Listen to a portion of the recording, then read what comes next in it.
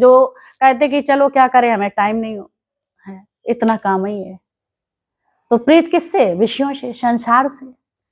कैसे प्रीत? किसी ने करना सिखाया इसके लिए? अपना माना तो प्रेम गृहस्थी से हो गया, अपना माना तो अपने बच्चों से हो गया, अपना माना अपने दीवारों से हो गया, अपना माना अपनी वस्तुओं से हो गया। किसी ने सिखाया नहीं है, प्रेम हो गया। जड़ में जड़ता आ गई, वहां पे चेतना जागृत कर ही नहीं पाई, जड़ को अपना मान लिया। ये सब संसार ये नहीं है। जो मैं मेरे की दुनिया है वो अपनी है, मैं हूं, मेरा बेटा, मेरी बेटी, मेरा घर, मेरा पति, इनसे प्रीत हो गई। गुरुजी से एक लोगों ने पूछा कि गुरुजी प्रेम कैसे हुए? तो बोला प्रेम जैसे पति से हो गया, तेरे बच्चों से, अपने से हो गया, ऐसे कर ले। ये बात बहुत सहज है, समझ गए? पति से कैसे प्रेम हो गया, ऐसे प्रेम कर लो। फिर एक से ही प्रेम रहेगा, चाहे संसार में कर लो चाहे भगवान से कर लो। भगवान से करने से संसार भी प्रेम के अंतर्गत आता, वो संसार से, विषयों से प्रेम करने से भगवान अंतर्गत नहीं आता। तो क्या करना है बताओ? क्या करेंगे? भगवान से कर लो प्रीत। भगवान से प्रीत कर लोगे तो संसार स्वतः ही अलग हट जाएगा तुम्हारे अंदर से। बाहर का संसार हमें दुखी नहीं करता, मेरे भीतर वाला संसार हमें दुखी करता है। अंदर वाला प्रेम बाहर प्रकट हो जाएगा। हर घट मेरा साइया सोनी सेज न कोई है।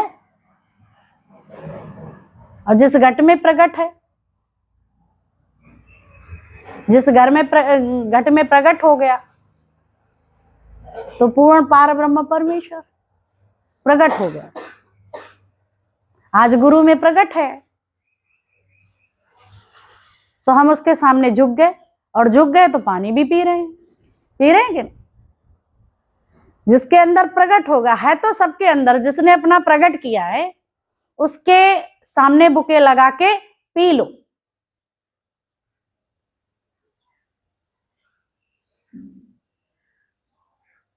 ये ज्ञानामृत,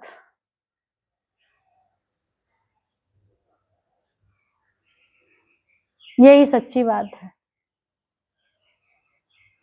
ध्यान किसका करना है? माँ को याद करते हो? बचपन में तुम खेलते कूदते माँ की हर बात को याद करते हैं। माँ याद करी, जो कोई कार्य किया माँ सामने आ जाती है, आ जाती है कि नहीं? अभी इन्होंने बात कही, देखो दुनिया आई सामने छल करने, छलवल के रूप में माया घेरे जो हमें आकर। तो गुरु क्या करता? वहां से बचा लेता है, जटे आके बचा लेना। छल बल के साथ माया घेरे जो हमें आकर, तुम देखते ना रहना, मुझे आके बचा लेना। तो बताओ, आके बचाता है वचन के रूप में। यही गुरु मंत्र है। इसी तरह से पूरे दिन इन करों के द्वारा जो भी कार्य करो, परमात्मा को आगे रखो। हर कदम चलने पे परमात्मा को, तो यही तुम्हारी सिमरनी है, यही तुम्हारा दिन सार्थक है। हर कार्य करो, 4 व्यक्ति तुम्हारे घर में आ जाए, भगवत भाव रखो, रसोई में जाओ, नारायण के लिए भोग तैयार हो रहा है। चाय बनाओ या फ्रूट्स काटो या कुछ भी, कोई आया, ये नहीं कहाँ थे आ गए, हम थके थकाए थे, निका आराम करते, या तो ये बैठे या जल्दी जाए। समझ गए? ऐसा नहीं। भगवान तुम्हारे आ जाए, सामने खड़ा हो जाए, तो आपकी सब निद्रा दूर हो जाएगी। हो जाएगी कि नहीं? अरे भगवान के दर्शन कर लें, नींद तो फिर ले लेंगे। ऐसे ही तुम्हारे घर में जो भी आए, प्रभु के दर्शन कर लो, अब दर्शन का मतलब ये नहीं है नरगल उनसे बातें करो, तुम क्या करते हैं, पंचायत करते हैं, ये गलत हो जाता है। कोई भी आता, चाहे वो ज्ञानी है चाहे अज्ञानी, दोनों ही आने की संभावना है। संत के पास दोनों ही आते हैं, फिर संत ने भी दोनों ही को धारण किया है, सत्य और असत्य को। शरीर तो असत्य है, इसको धारण किया है शक्ति ने, तो इसको फेंका तो नहीं है, वैल्यू है इससे धर्म के कार्य लिए। ये झूठ से धर्म के कार्य लिए, तो ये भी पूजनीय होगा, हो गया कि नहीं। तो इस झूठ से इस संसार को परमात्मा देख के उसकी सेवा में लग जाओ, नित्य प्रति सेवा भाव, ना छोटा ना बड़ा ना ऊंचा नीचा, जितना शरीर से हो रहा है करते चलो, उसमें भी अहम भाव ना हो कि मैं ही करती हूं। छोटों को अकल ही नहीं है, इनके अंदर शिष्टाचार ही नहीं है, अपनी अपनी प्रकृति है। पर तुम्हारी प्रकृति क्या, वो अपनी प्रकृति नहीं छोड़ते, तुम अपनी प्रकृति क्यों छोड़ देते प्रेम करने वाली। तो ये अभिमान के कारण छूट जाती है, अभिमान आ जाता है, आ जाता है। तो उसके लिए बहुत बड़ा घर जाओ, तुमसे छोटे कौन है, बाल बच्चे, तुम माँ हो, बहुएं बेटियां ये सब छोटी हैं, तुम वहां बैठे हैं, तुम सब करे जा रहे हैं, उनको कोई मतलब ही नहीं है, तो तुम्हारे अंदर मन चलता है, चलता है। तो गुरु कहता मन नहीं चलाओ, जितना हो उतना कर लो। वो सब शांत मौज में बैठे हैं छूट के, तुम भी छूट के रहो, छूट के कार्य करो, जो तुम्हारे सामने सेवा आ जाए कर लो। शरीर अलाउ करता, जबरदस्ती नहीं करता तो मन में मस्करी सबकी ना चलाओ, इनको अकल नहीं है, ये घोड़े हैं, ये गधे हैं, ये मूर्ख हैं।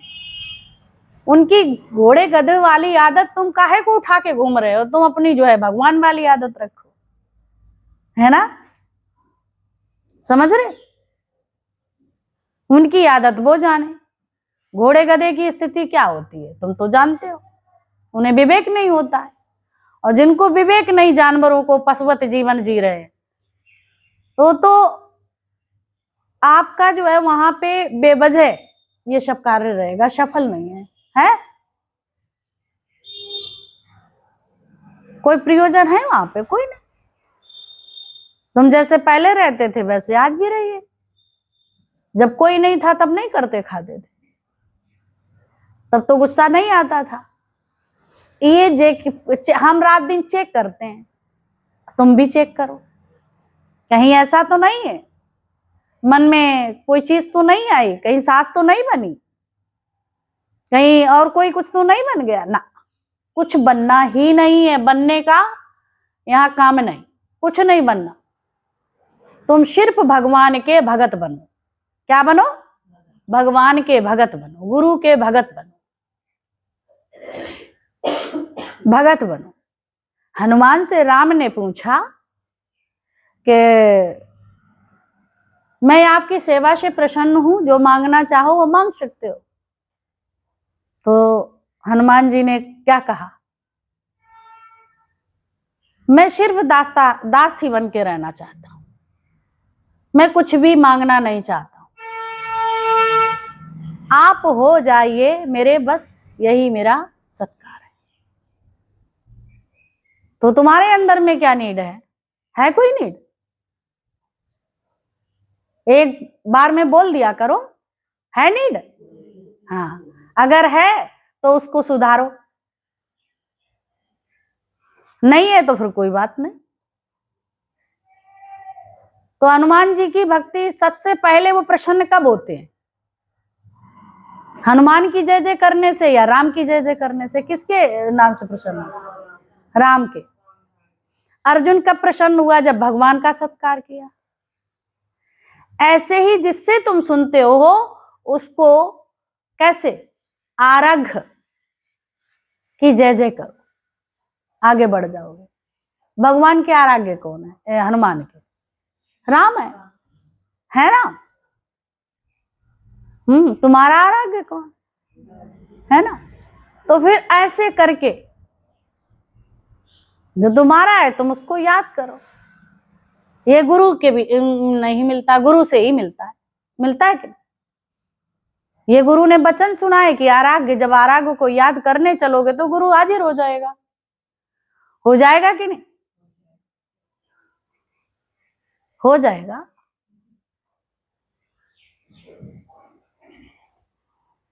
तो याद रखो, याद है तो आबाद है, भूल गया तो बर्बाद है। याद है तो आबाद है और भूल गया तो बर्बाद है। इतने प्रेम, इतना प्रेम, और प्रेम में ये बताओ अभी डिमांड किसकी किसकी है? अगर मांग है तो प्रेम नहीं है। अगर किसी भी चीज की इच्छा जरा सी भी है संसार से, हमें कुछ चाहिए साज सज्जा के लिए भी, तो ज्ञानी के ध्यान अवस्था में अगर सर्प भी उसके ऊपर से चढ़ जाता है तो उसे पता ही नहीं चलता, और ना सर्प उसे डस सकता है।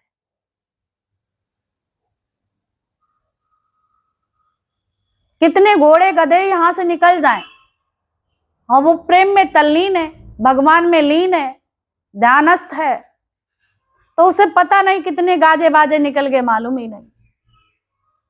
ये सभी अभी मालूम पड़ता है। कोई गाली दे रहा, कोई कुछ कह रहा, अगर वो ध्यानावस्था में 24 घंटा रहता है तो उनका असर नहीं होता। ये ध्यान की अवस्था है। ध्यान कोई अवस्था वो थोड़ी देर के लिए नहीं, चलो प्रकाश दिख रहा, ये दिख रहा, वो दिख रहा, उस प्रकाश में, ये आत्मा के प्रकाश में छोटा बड़ा सब कुछ दिखता है। ये अध्यात्म है, तत्व ज्ञान। तो उसके लिए साधन को समाधि की जरूरत नहीं। जो सिद्ध है उसे साधन और समाधि की आवश्यकता नहीं। सिद्ध क्या है? आत्मा। आत्मा के प्रकाश में सब दिखाई पड़ता है, छोटा बड़ा गलत सही सब दिखता है। अब तुम्हें प्रिय क्या है और प्रिय क्या है? तो आत्मा में ना कुछ प्रिय है ना प्रिय है। भगवान को देखा, शंकर जी को, तो सर्प भी डाले हैं तो बिच्छू भी डाले हैं। डाले हैं कि नहीं? कोई असर होता है? मतलब सब एक सी ही दृष्टि, समदर्शी है नाम दिया। अब तुम्हें ये उठा के डाल नहीं लेना है।